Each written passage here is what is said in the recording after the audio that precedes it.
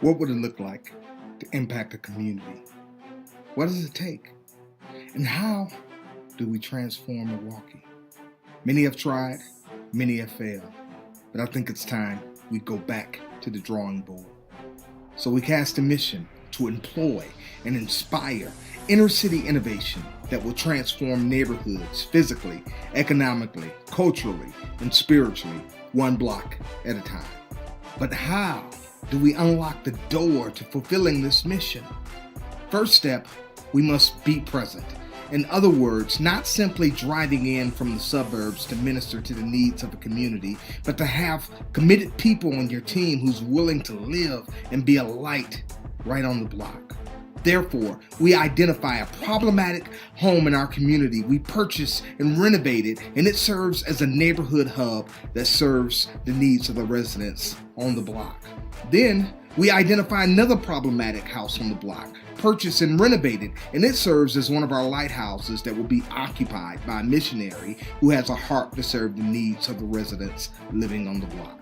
So once we have established a presence on the block, our next step is to engage. We do this by being intentional in meeting our neighbors. Step 3 is possibly the most important. We listen. We do this by not deciding what's best for our neighbors, but rather we listen intently to their concerns, frustrations, and their needs.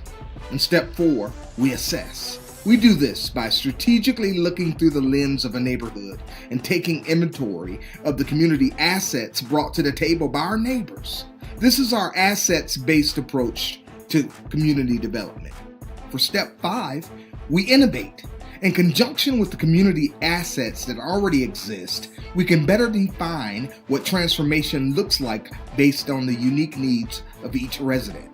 There's no such thing as a one-size-fits-all approach to poverty eradication and human flourishing. Therefore, transformation requires outside-the-box approaches. In step 6, we collaborate. It is a necessity that we collaborate with other community organizations already doing great work in our community, so we might best meet the physical, economic, cultural, and spiritual needs of our neighbors. Our 7th and final step is to inspire efforts that will position people for self-sustainability and personal responsibility. Our goal is to inspire innovative approaches to economic development and human flourishing for those living on the block, so residents may maintain the stability of the community from within. And if we can get it right on our model block, we can duplicate our efforts to other blocks. To learn how you can join in, please visit www.bridgebuildersmke.org.